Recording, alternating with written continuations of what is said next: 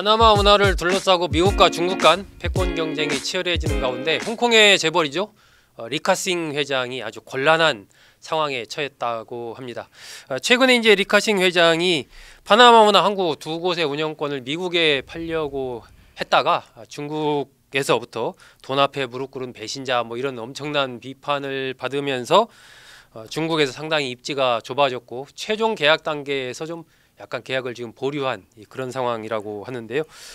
이 미중 간 파나마 운하를 둘러싸고 마쿠에서 벌어지고 있는 힘겨루기의 한 단면이 아닌가 싶습니다. 이 얘기 오늘 아시아경제 기획취재부 이현우 기자와 함께 조금 더 자세히 알아보겠습니다. 자, 이현우 기자, 리카싱 회장하면 뭐 세계적으로 유명한 홍콩 재벌인데 이 중국의 압력 때문에 파나마 운하 운영권을 미국에 매각하려고 했다가 보류했다. 도대체 뭐 압력을 얼마나 받았길래 이게 미국도 만만치 않은데 보류를 한 거예요? 네, 지금 뭐 리카싱 회장이 운영하고 있는 CK 허친슨이라는 회사에서 이제 이 4월 2일에 이 전체 항만 시설 두 곳의 운영권을 미국 투자 기업인 블랙록에 매각을 한다 이렇게 최종 계약만 남겨둔 상태였는데 갑자기 계약 보류를 선언하면서 이제 전 세계적으로 화제가 됐습니다. 이제 이 회사에서는 구체적 사유는 밝히고 있지 않지만 아무래도 중국 정부의 엄청난 압력을 받고 있는 걸로 보이는데요. 앞서 중국의 시장 규제 감독기관인 국가시장감독관리총국이라는 곳이 있습니다. 이곳에서 이 계약 성사를 앞두고 반독점 거래 여부를 갑자기 점검을 하겠다 이렇게 나서면서 결국 최종 계약 보류를 선언한 걸로 보여지고 있습니다. 이 CK 허친슨이라는 회사에 대해서 반독점 거래 여부를 점검하겠다고 중국 정부가 발표를 했군요. 예, 그렇습니다. 사실은 이달 중순부터 좀 중국 정부의 압력이 심해지는 게 아니냐, 언론 매체들을 통해서 좀 안 좋은 얘기들이 나오기 시작을 했습니다. 이제 홍콩 내 친중 매체로 알려진 홍콩 대공보라는 매체가 있는데 이곳에서 이제 지난 13일부터 계속해서 리카싱 일가를 공격하는 기사를 썼다고 합니다. 이제 해당 매체에서는 사설을 통해서 리카싱 일가가 이제 미국에 무릎을 꿇었다. 돈 앞에서 대의를 잃고 조국과 민족, 중국인 전체를 배신했다. 예, 엄청나게 강하게 이제 조국과 민족, 중국인 전체를 배신했다. 중국에서 태어났으니까 이제 홍콩 사람이긴 하지만 어쨌든 중국인을 배신했다 이렇게 비판을 했군요. 예, 그래서 지금 이 일가 전체 사업이 이제 중국에서 좀 어려움을 많이 겪게 생긴 그런 상황이 됐습니다. 예, 원래 중국 당국이 홍콩 기업인에 대해서 이렇게까지 강하게 압력을 넣은 거는 대단히 이례적인 일이라고 지금 보도가 됐는데요. 이 파나마 운하 항구 매각과 관련한 내용이 이제 시진핑 중국 국가주석에게 보고가 됐을 때 시 주석이 엄청나게 크게 진노를 했었다고 합니다. 그래서 그 이후부터 이러한 강력한 압력이 시작된 걸로 알려져 있습니다. 사실 이제 파나마 운하 매각도 리카싱 회장이 처음에 자기가 하겠다고 이제 매각을 추진했던 게 아니라 미국 정부의 압력을 받아서 어쩔 수 없이 이제 계약에 나섰던 것이었는데요. 근데 그러다 보니 지금 완전히 중간에 낀 상황이 됐습니다. 미국과 중국 양쪽에서 모두 압력을 가하고 있다 보니까 이 회사는 물론 리카싱 회장 측도 지금 해당 거래에 대해서는 어떤 의견도 언급하지 않고 침묵하고 있는 상황이다. 그렇게 알려져 있습니다. 그렇군요. 리카싱 회장 올해 뭐 나이가 지금 거의 100살 가까이 97세 정도 그렇습니다. 이렇게 돼 있죠. 지금 그런데 지금 이 문제 때문에 엄청 아마 스트레스를 받고 있지 않을까 싶습니다. 근데 리카싱 회장이 미국과 중국 정부 양쪽으로부터 이렇게 압력을 받고 있는, 양쪽에 또 눈치를 봐야 되는 상황. 왜 그런 거예요? 리카싱 회장 입장에서는 뭐 결정을 할 만도 한데 양쪽에 다 어떤 뭐가 걸려 있는 게 있는 모양이죠? 네, 사실 이 리카싱 회장 일가와 그리고 CK 허친슨이라는 회사 자체가 미국과 중국은 물론 이제 전 세계의 여러 사업체들이 걸쳐져 있습니다. 그래서 양국 눈치를 동시에 볼 수밖에 없다고 하는데요. 일단 이 CK 허친슨이란 그룹 자체는 해운, 항만 사업뿐만 아니라 뭐 통신, 인프라, 소비 등 다양한 분야에 여러 나라에 진출해 있는 대형 그룹입니다. 원래는 이제 리카싱 회장이 홍콩에 세운 최대 기업 중 하나였던 청쿵 그룹이란 그룹이 있었고요. 그리고 2015년에 또 인수한 영국계 항만 회사인 허친슨 완포아라는 회사가 있었습니다. 이 두 회사를 지금 합쳐놓은 그룹이기 때문에 그래서 중국에서 그냥 자생적으로 만들어진 중국 대기업들과는 좀 달리 미국을 비롯해서 서방 당국들과도 굉장히 긴밀한 관계를 유지를 하고 있었습니다. 이 리카싱 회장 자신도 중국 본토 출생이긴 한데 현재는 홍콩과 캐나다 국적을 동시에 복수 국적으로 보유를 하고 있는데요. 2019년 홍콩에서 이제 중국 당국에서 이제 국가보안법 통과를 할 때 여기에 반대 의사를 표명하기도 하면서 지금 시진핑 정권과는 좀 껄끄러운 관계다 이렇게 알려져 있습니다.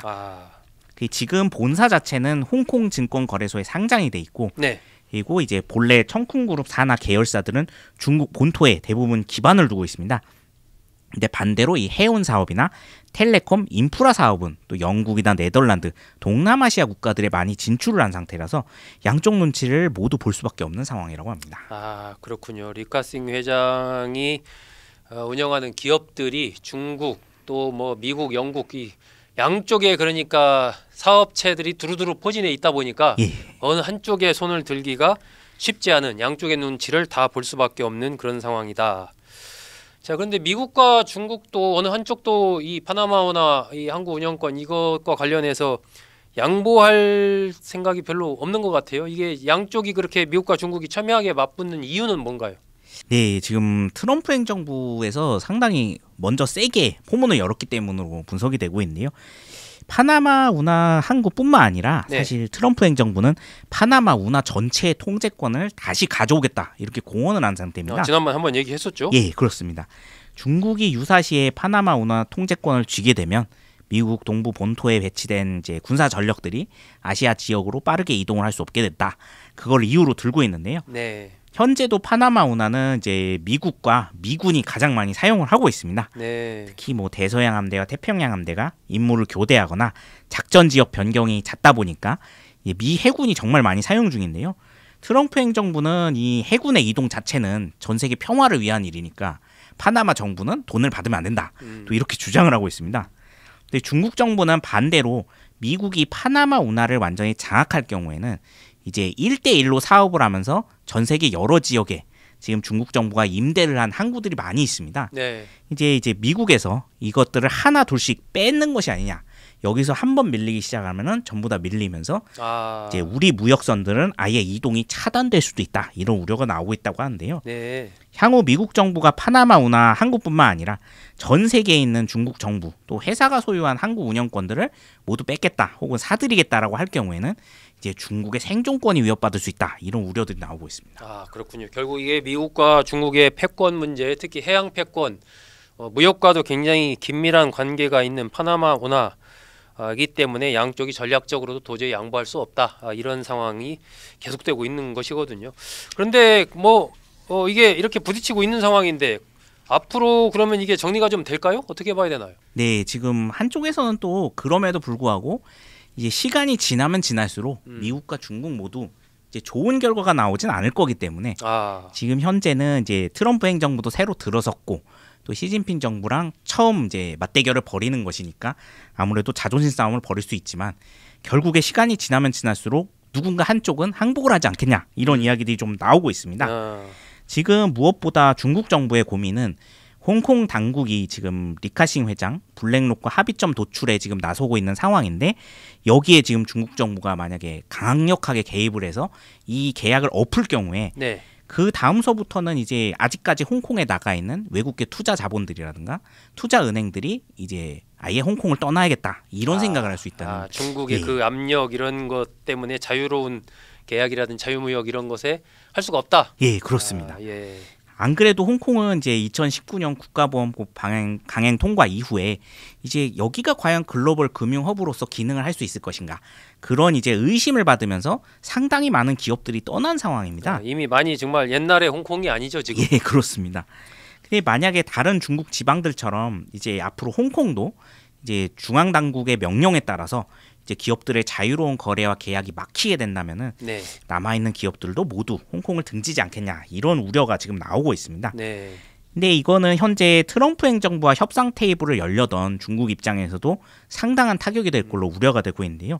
그래서 중국 정부도 이제 시간이 지나면 지날수록 이제 신경전은 좀 최소화하고 어떻게든 합의점을 도출하지 않겠냐 이런 이야기가 나오고 있고요. 또 반대로 트럼프 행정부 입장에서도 당장 국내 인플레이션이 이제 계속해서 올라가고 있는데 중국과의 관세 협상 문제를 해결하지 않으면은 결국 미국 물가가 계속해서 상승할 것이기 때문에 결국엔 지금 추가 관세를 지금까지 시행을 한 것도 중국으로부터 더 많은 경제적 이권을 얻어내기 위한 행동이었기 때문에 협상이 엎어지면은 얻을 게 하나도 없다 그런 계산들이 나오고 있어서 결국에는 테이블에 앉지 않겠냐 이런 이야기도 나오고 있습니다. 네, 결국 양측이 표면적으로는 강하게 부딪히고 있지만 서로의 이해관계가 걸려 있는 부분들이 있어서 협상을 통해서 이 문제가 좀 해결되지 않겠느냐.